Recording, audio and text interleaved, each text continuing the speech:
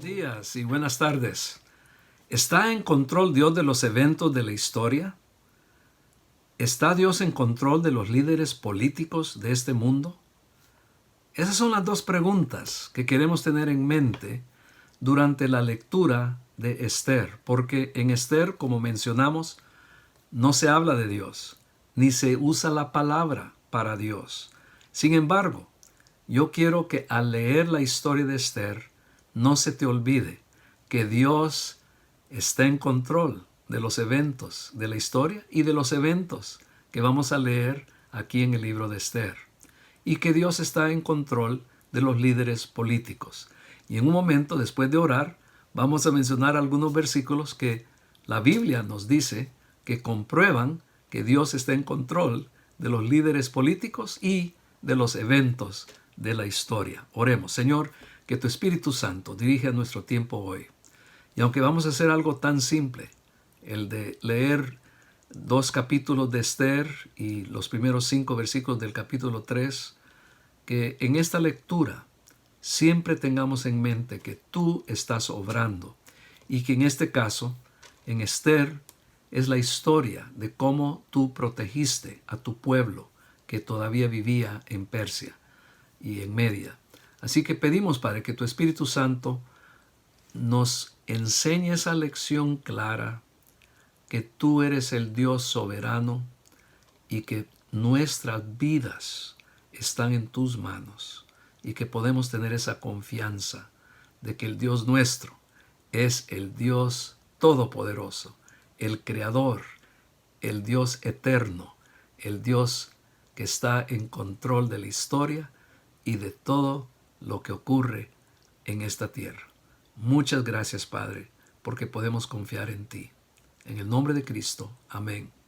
Si ustedes recuerdan, cuando comenzamos nuestro estudio de Recuperando de las cenizas, comenzamos en Esdras, capítulo 1, versículos 1 y 2, donde dice: en el primer año de Ciro, rey de Persia, para que se cumpliera la palabra del Señor por boca de Jeremías, el Señor movió el espíritu de Ciro, rey de Persia, y éste hizo proclamar por todo su reino y también por escrito diciendo: así dice Ciro, rey de Persia, el Señor, el Dios de los cielos, me ha dado todos los reinos de la tierra, y él me ha designado para que le edifique una casa en Jerusalén que está en Judá. Así que nosotros vimos que Dios está en control de los reyes de la tierra. Y podemos encontrar muchos otros versículos que nos hablan de eso, de Nabucodonosor, de Faraón, y en Isaías habla de que él está sobre todas las tierras. Pero hay dos versículos en el Salmo 135 que quisiera que pudiéramos leer juntos. El Salmo 135, 5 y 6. Porque yo sé que el Señor es grande y que nuestro Señor está sobre todos los dioses. Todo cuanto el Señor quiere, lo hace, en los cielos y en la tierra, en los mares y en todos los abismos. Dios está en control. También tenemos algo positivo para los que seguimos a Cristo. Porque Dios está en control de todo, nosotros podemos tener la confianza de que nuestras vidas están en control de Dios también. Romanos 8:28 es una de las grandes promesas para los creyentes en Cristo Jesús. Y sabemos que para los que aman a Dios, todas las cosas cooperan para bien, esto es, para los que son llamados conforme a su propósito. Si Dios no estuviera en control, Él no pudiera asegurar de que todos los eventos cooperen para nuestro bien. Si estamos siguiéndolo a Él por fe y si le amamos, Él va a asegurarse de que todo lo que pasa en nuestra vida va a redundar para el bien de nuestras vidas. Muy bien. Bueno, hoy, como dije, vamos a leer 2 capítulos de Esther y los primeros 5 versículos del capítulo 3 y vamos a asegurarnos de que no pare. Yo no voy a parar, pero quiero que tengan en mente esas dos preguntas, que las quiero, en lugar de hacer las preguntas, las quiero dar como una declaración. Dios está en control de los eventos de la historia y Dios está en control de los líderes políticos de esta tierra. Vamos a leer el libro de Esther. Aconteció en los días de Asuero, el rey Asuero, que reinó desde la India hasta Etiopía, sobre 127 provincias, que en aquellos días, estando el rey Asuero reinando desde su trono real en la fortaleza de Susa, en el año tercero de su reinado, ofreció un banquete para todos sus príncipes y servidores, estando en su presencia los oficiales del ejército de Persia y Media, los nobles y los príncipes de sus provincias. Y él les mostró las riquezas de la gloria de su reino y el magnífico esplendor de su majestad durante muchos días, 180 días. Cuando se cumplieron estos días, el rey ofreció un banquete de 7 días para todo el pueblo que se encontraba en la fortaleza de Susa, desde el mayor hasta el menor, en el atrio del jardín del palacio del rey. Había colgaduras de lino blanco y violeta, sostenidas por cordones de lino fino y púrpura en anillos de plata y columnas de mármol y lechos de oro y plata sobre un pavimento mosaico de pórfido, de mármol, de alabastro y de piedras preciosas. Las bebidas se servían en vasijas de oro de diferentes formas, y el vino real abundaba conforme a la liberalidad del rey. Y se bebía conforme a la ley, no había obligación, porque el rey así había dado órdenes a todos los oficiales de su casa para que hicieran conforme a los deseos de cada persona. La reina Vasti también hizo un banquete para las mujeres en el palacio, que pertenecía al rey Asuero. Al séptimo día, cuando el corazón del rey estaba alegre por el vino, él ordenó a Meumán, a Bizta, a Arbona, a Bigta, a Bacta, a Setar y a Carcas, los 7 eunucos que servían en la presencia del rey Asuero, que trajeran a la reina Vasti a la presencia del rey con su corona real, para mostrar al pueblo y a los príncipes su belleza, porque era muy hermosa. Pero la reina Vasti rehusó venir al mandato del rey transmitido por los eunucos. Entonces el rey se enojó mucho y se encendió su furor en él. Y el rey dijo a los sabios que conocían los tiempos, pues era costumbre del rey consultar así a todos los que conocían la ley del derecho. Y estaban junto a él Cársena, Setar, Admata, Tarsis, Meres, Marsena y Memucán, los 7 príncipes de Persia y Media que tenían entrada a la presencia del rey y que ocupaban los primeros puestos en el reino. Conforme a la ley, ¿qué se debe hacer con la reina Vasti por no haber obedecido el mandato del rey Asuero transmitido por los eunucos? Y en presencia del rey y de los príncipes, Memucán dijo: la reina Vasti no solo ha ofendido al rey, sino también a todos los príncipes y a todos los pueblos que están en todas las provincias del rey Asuero.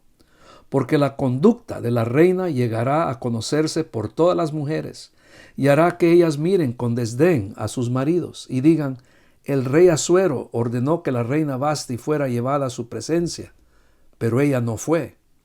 Y desde hoy las señoras de Persia y Media que han oído de la conducta de la reina hablarán de la misma manera a todos los príncipes del rey, y habrá mucho desdén y enojo. Si le place al rey, proclame él un decreto real y que se escriba en las leyes de Persia y Media para que no sea revocado, que Vasti no entre más a la presencia del rey Asuero, y que el rey dé su título de reina a otra que sea más digna que ella. Y cuando el decreto que haga el rey sea oído por todo su reino, inmenso como es, entonces todas las mujeres darán honra a sus maridos, desde el mayor hasta el menor. Esta palabra pareció bien al rey y a los príncipes, y el rey hizo conforme a lo dicho por Memucán, y envió cartas a todas las provincias del rey, a cada provincia conforme a su escritura, y a cada pueblo conforme a su lengua, para que todo hombre fuera señor en su casa, y que en ella se hablara la lengua de su pueblo. Capítulo 2. Después de estas cosas, cuando el furor del rey Asuero se había aplacado, él se acordó de Vasti, de lo que ella había hecho y de lo que se había decretado contra ella. Entonces los cortesanos al servicio del rey dijeron: búsquense para el rey jóvenes vírgenes y de buen parecer, y que el rey nombre oficiales en todas las provincias de su reino, para que reúnan a todas las jóvenes vírgenes y de buen parecer en la fortaleza de Susa, en el harén, bajo la custodia de Hegai, eunuco del rey, encargado de las mujeres, y que se les den sus cosméticos, y la joven que agrade al rey sea reina en lugar de Vasti. Y esto le pareció bien al rey, y así lo hizo. Y había en la fortaleza de Susa un judío que se llamaba Mardoqueo, hijo de Jair, hijo de Simei, hijo de Cis, benjamita, que había sido deportado de Jerusalén con los cautivos que habían sido deportados con Jeconías, rey de Judá, a quien había deportado Nabucodonosor, rey de Babilonia. Y Mardoqueo estaba criando a Hadasa, es decir, Esther, hija de su tío, pues ella no tenía ni padre ni madre. La joven era de hermosa figura y de buen parecer, y cuando su padre y su madre murieron, Mardoqueo la tomó como hija suya. Y sucedió que cuando el mandato y el decreto del rey fueron oídos, muchas jóvenes fueron reunidas en la fortaleza de Susa bajo la custodia de Hegai. Y Esther también fue llevada al palacio del rey bajo la custodia de Hegai, encargado de las mujeres. La joven le agradó y halló favor delante de él, por lo que se apresuró en proveerle cosméticos y alimentos. Le dio 7 doncellas escogidas del palacio del rey y la trasladó con sus doncellas al mejor lugar del harén. Esther no dio a conocer ni su pueblo ni su parentela, porque Mardoqueo le había mandado que no los diera a conocer. Y todos los días Mardoqueo se paseaba delante del patio del harén para enterarse de cómo estaba Ester y qué le sucedía. Cuando le tocaba a cada joven venir al rey Asuero, al cumplirse sus 12 meses, según las ordenanzas para las mujeres, pues los días de su embellecimiento se cumplían así: 6 meses con óleo de mirra y 6 meses con especias y cosméticos para las mujeres. Entonces la joven venía al rey de esta manera. Cualquier cosa que ella deseaba se le concedía para que le llevara consigo del harén al palacio del rey. Ella entraba por la tarde y a la mañana siguiente volvía al segundo harén bajo la custodia de Saasgaz, eunuco del rey, encargado de las concubinas.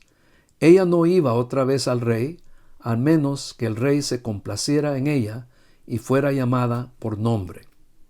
Cuando Ester, hija de Abihail, tío de Mardoqueo, que le había tomado como hija, le tocó venir al rey, ella no pidió cosa alguna, sino lo que le aconsejó Hegai, eunuco del rey, encargado de las mujeres.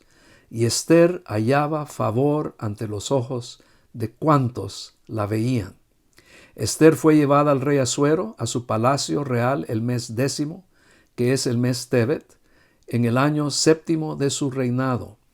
Y el rey amó a Ester más que a todas las otras mujeres, y ella halló gracia y bondad con él más que todas las demás vírgenes. Y él puso la corona real sobre su cabeza y la hizo reina en lugar de Vasti. Entonces el rey hizo un gran banquete para todos sus príncipes y siervos, el banquete de Ester. También concedió un día de descanso para las provincias y dio presentes conforme a la liberalidad del rey. Cuando las vírgenes fueron reunidas por segunda vez, Mardoqueo estaba sentado en la puerta del rey. Ester todavía no había dado a conocer ni su parentela ni su pueblo, tal como Mardoqueo le había mandado, porque Ester hizo lo que le había dicho Mardoqueo, como cuando estaba bajo su tutela. En aquellos días, estando Mardoqueo sentado a la puerta del rey, Bigtán y Teres, 2 eunucos del rey, guardianes del umbral, se enojaron y procuraban echar mano al rey Asuero. Pero el asunto llegó a conocimiento de Mardoqueo, y él se lo comunicó a la reina Ester. Y Ester informó al rey en nombre de Mardoqueo. Y cuando fue investigado el asunto y hallado cierto, los 2 eunucos fueron colgados en una horca, y esto fue escrito en el libro de las crónicas en presencia del rey. Capítulo 3.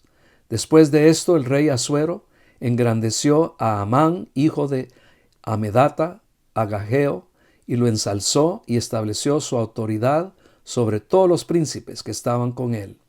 Y todos los siervos del rey que estaban a la puerta del rey se inclinaban y se postraban ante Amán, porque así habían ordenado al rey en cuanto a él. Pero Mardoqueo ni se inclinaba ni se postraba. Entonces los siervos del rey que estaban a la puerta del rey dijeron a Mardoqueo: ¿por qué traspasas el mandato del rey? Y sucedió que después que ellos le habían hablado día tras día y él se había negado a escucharlos, se lo informaron a Amán para ver si la palabra de Mardoqueo era firme, porque él les había declarado que era judío. Cuando Amán vio que Mardoqueo no se inclinaba ni se postraba ante él, Amán se llenó de furor. Ahí es donde vamos a dejar la lectura hoy, pero ya hemos estado preparando para la historia principal. Amán no solamente llega a odiar a Mardoqueo, pero odia a todos los judíos. Y él va a tramar para, como ya les dimos el repaso la semana pasada, va a tramar para matar a todos los judíos. Él quiere exterminar a todos los judíos. Pero recuerden las 2 preguntas de hoy. ¿Está Dios en control de los eventos de la historia? ¿Está Dios en control de los líderes políticos? La respuesta, por supuesto, es sí. Y todo lo que hemos leído, Dios está atrás. No se nombra, pero Él está moviendo las piezas. ¿Con qué propósito? Para rescatar a su pueblo, al pueblo judío. Él va a usar a Esther y a Mardoqueo para lograr eso. El resto de la historia tiene que ver con, primero, el complot de Amán para matar a los judíos, cómo es que él lo hace. Y la segunda parte que vamos a leer es cómo Esther trabaja para parar a Amán. Es una historia interesante y emocionante, así que ojalá que recordemos el principio que estamos queriendo aprender. Aunque no se nombre a Dios, aunque aún hoy en día no vemos grandes rótulos que dice Dios está en control de todo lo que está pasando, pueden estar seguros que todo lo que estamos experimentando está bajo el control de Dios. Oremos. Señor, gracias porque tú eres nuestro Padre Celestial y pedimos que nunca se nos olvide que tú estás en control de los eventos de la historia y que tú estás en control de los líderes políticos de esta tierra. Que esto nos dé confianza y aliento de saber que nuestro Padre Celestial, el Dios verdadero, va a terminar la historia de esta tierra como Él quiere. A ti sea la honra y la gloria, Padre. Inculca en nosotros confianza de tu poder, de tu amor. En el nombre de Cristo. Amén. Muy bien, gracias por acompañarme y Dios mediante, vamos a seguir nuestro estudio de Esther el próximo domingo.